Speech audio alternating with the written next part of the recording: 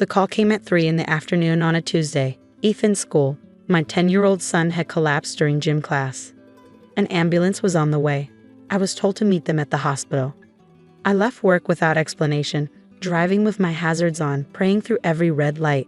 By the time I reached the emergency room, they had already run tests. The doctor pulled me aside with results that made my stomach drop. Appendicitis, but not the routine kind. His appendix had ruptured. Sepsis was setting in. They needed to operate immediately, and the next 48 hours would be critical. I stood in the pre-op area, holding Ethan's hand while they prepped him. He was scared. I was terrified. The anesthesiologist explained the risks. The surgeon explained the complications. I signed forms with shaking hands. "Mom?" Ethan's voice was small. "Am I going to die?" "No, baby. You're going to be fine. I'm right here. I'm not going anywhere." They wheeled him away at 4:30. I watched the doors swing closed and felt utterly alone. I pulled out my phone and opened the family group chat. My parents, my 2 sisters, my brother. The people who've been at every birthday, every holiday, every family gathering for the past 10 years. I typed Ethan's in emergency surgery. Ruptured appendix. Sepsis. They said the next 48 hours are critical. Please come. I'm at Memorial Hospital, room 4 surgical waiting area. I need you. I hit send and waited. My phone showed the message was read within minutes. All 5 of them had seen it. Nobody responded. I waited 30 minutes. Then I called my mother. It went to voicemail. I called my dad. Voicemail. I called my sister Lauren. She texted back. Can't make it tonight. Have plans. Let me know how it goes. Plans. My son was fighting for his life, and she had plans. I called my other sister Michelle. No answer. I called my brother James. He texted. Stuck at work. Crazy deadline. Hope he's okay. Hope he's okay, like it was a cold, like it was a scraped knee. The surgery took 4 hours. I sat alone in the waiting room, watching other families gather around their loved ones. Groups of people bringing coffee, offering comfort, taking turns sitting vigil. I sat by myself. At 8:30, the surgeon came out. The surgery had gone well, but Ethan was critically ill. The infection had spread more than they'd hoped. He was in the pediatric ICU, touch and go for the next 2 days. I followed the nurse to the ICU. Ethan lay unconscious, tubes and monitors everywhere. His face was pale. His breathing was assisted by machines. I pulled a chair next to his bed and took his small hand in mine. That's where I stayed for 2 weeks. The ICU allowed me to sleep in the room. I left only to use the bathroom or grab food from the cafeteria. I was there when he woke up confused and in pain. There when his fever spiked to 104. There when he cried because his stomach hurt. There when he asked why nobody else came to visit. They're busy, honey, but I'm here. I'll always be here. My phone stayed mostly silent. A few thinking of you texts, nothing substantial. Nobody offered to bring me a change of clothes. Nobody asked what I needed. Nobody came to spell me for even an hour so I could go home and shower. On day 5, Ethan turned a corner. His fever broke. His infection markers started dropping. The doctors began talking about moving him out of the ICU. On day 8, they moved him to a regular pediatric room. He could eat soft foods. He could sit up. He could smile weakly when I read to him. On day 12, they said he could go home in a few days if he continued improving. I had been at the hospital for 12 days straight. I'd missed a week and a half of work. I'd slept in a chair, eaten cafeteria food, and worn the same 3 outfits I kept in my car's emergency bag. I'd done it all alone. On day 14, as I sat watching Ethan play a quiet game on his tablet, my phone started ringing. My mother. I declined the call. She called again. Declined. My father called. Declined. Lauren called. Michelle called. James called. Within an hour, I had 85 missed calls. Then the text started. Mom, honey, we need you now. It's urgent. Please call back. Dad, call your mother. This is serious. Lauren, why aren't you answering? We have a family emergency. Michelle, Mom is freaking out. You need to respond. James, this isn't funny. Pick up the phone. I turned my phone to silent and focused on Ethan. Whatever they wanted could wait. 3 days later, Ethan was discharged. We went home. He was weak but healing. I set him up on the couch with pillows, blankets, and his favorite movies, made him soup, gave him his antibiotics, helped him to the bathroom. My phone had accumulated over 100 messages and calls. On the third evening after discharge, while Ethan slept soundly in his own bed for the first time in over 2 weeks, I finally listened to the voicemails. Mom's voice, increasingly frantic across multiple messages. The mortgage payment bounced. The bank is calling. They're saying the automatic payment was canceled.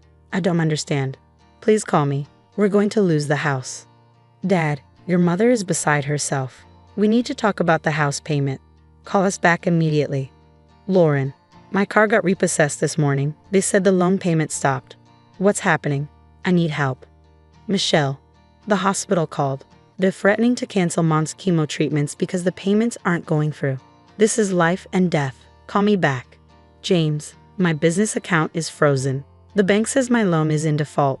I don't understand. You need to call me back now. I sat on my couch, listening to message after message, and the pieces started fitting together. 5 years ago, after my divorce settlement, I'd invested wisely, tech stocks that had done very well. I'd built a comfortable financial cushion while working full-time as a data analyst.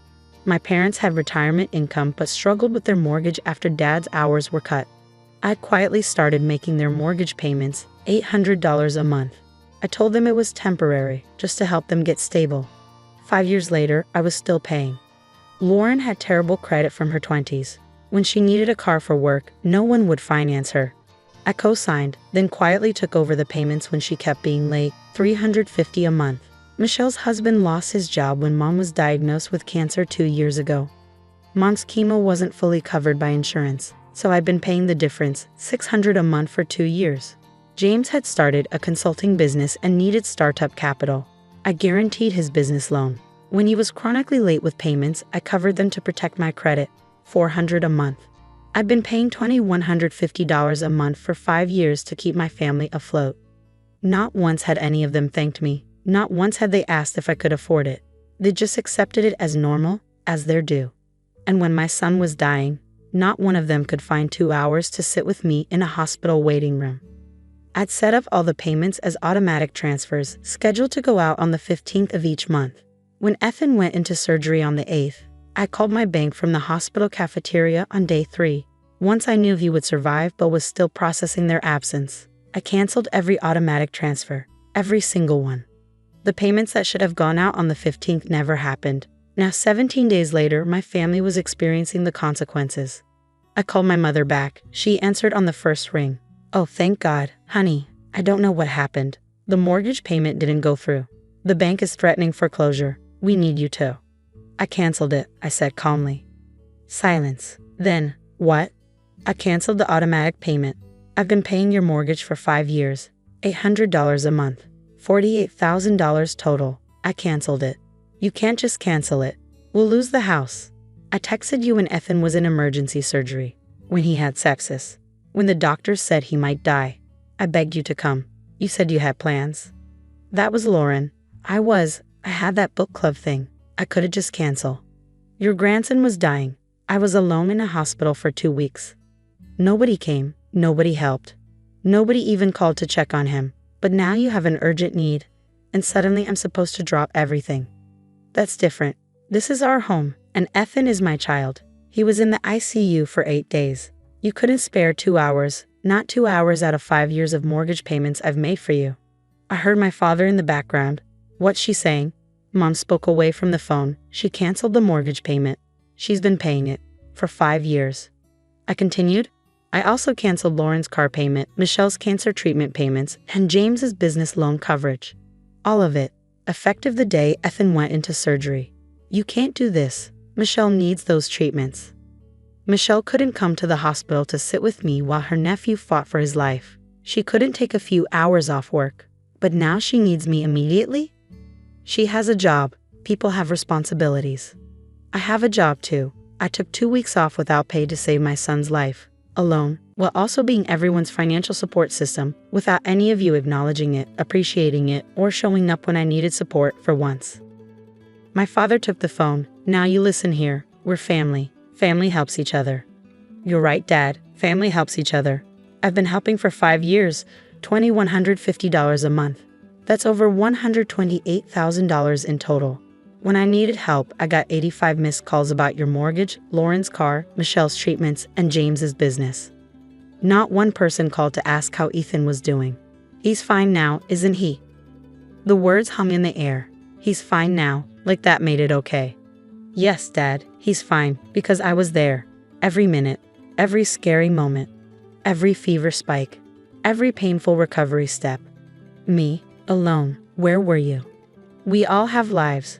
We can't just drop everything. I did. I dropped everything. My job, my sleep, my life, for 2 weeks. And now you want me to drop everything again to fix your financial problems. Problems that exist because I've been subsidizing all of you while you took it for granted. I hung up. The calls didn't stop. Each family member called separately, then together, then in different combinations. The messages ranged from angry to pleading to guilt-tripping. Lauren, I need my car for work. You're ruining my life. Me? Via text. I needed my family when my son was dying. You had plans. Michelle, Mom could die without her treatments. How can you be so cruel? Me? Ethan could have died. You were too busy to come to the hospital. Not one visit in 2 weeks. James, my business will collapse. I'll lose everything. Me? I was losing my child, and you were stuck at work with a deadline. Your business loan is your problem now. They tried rallying other relatives. My aunt called. Your mother is beside herself. This is extreme, over one missed hospital visit. It wasn't one visit. It was 2 weeks, 17 days, 238 hours in the hospital. Not one person came. Not for 2 hours.